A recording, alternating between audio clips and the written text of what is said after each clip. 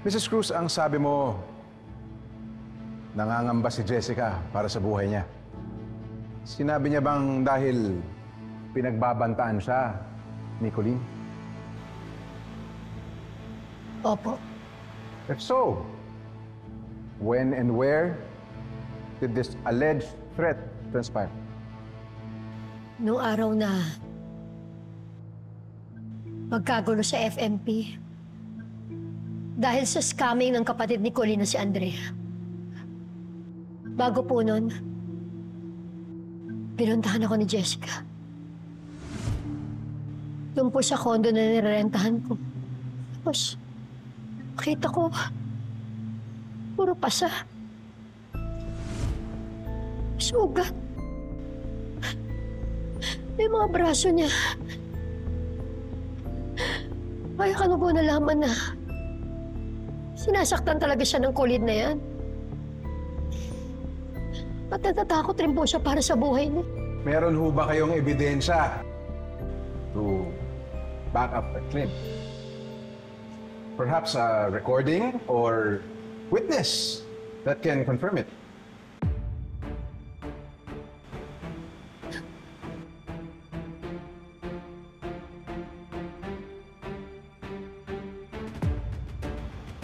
Please answer truthfully, Mrs. Cruz. May I remind you that you are under oath? Wala po. Kami lang ng anak ko nag-uusap.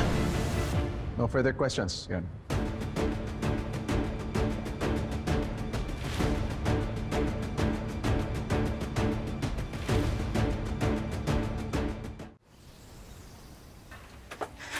Hazel, friend, kausapin mo naman ako. Friend. Pagkatapos mo ako ilaglag sa korte, Hindi naman kita nilaglag. Baka kasi ituro mo ko eh. Hindi ko naman narinig yung pag-uusap niya ng inaanak ko. Baka tawagin ako doon sa witness stand. Hindi magmamatch yung sasabihin ko. so ano, Alice? Hahayaan ko na lang na isipin ng korte na yon na halos maging santo na yung Colleen na yon sa kabaitan? Matibay-tibay naman yung statement ni Timo eh. Pero maapektuhan nun ang desisyon ng judge. Paano kung babaan niya yung sentensya? Hindi ako papayag. I have to do something. Pero, ano? Ang gagawin natin? Wala naman ako mahanap na kagalit ng Colleen na yan para patunayang masama ang ugali niya. Bunso? Tay, salamat po Pinagtanggol niyo po ako kanina.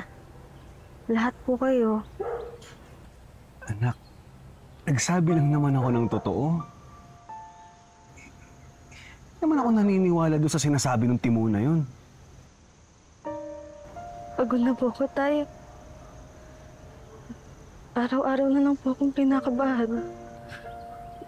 Natatakot po ako na baka makulong ako. Anak, hindi natin nahayaang mangyari yan, ha? Pero Tay, paano po? Wala naman pong kumukontra sa statement ni Timo eh. Hindi ko po alam bakit niya po pinipilit na tinulak ko si Jessica kahit hindi naman. Para po mabawasan po yung sentensya niya? Hindi ko rin alam, anak eh. Pero ang duda namin ng nanay mo, binayaran ni Hazel si Timo. Masama naman ni Hazel, Tay. Gusto niya lang talaga akong makulong eh. Anak, hindi ko hayaang mangyari yun, ha? Wala akong hindi gagawin para sa'yo. Pangako yan. Kahit ano pa gagawin ko para sa'yo, kahit na buhay ko pa kapalit.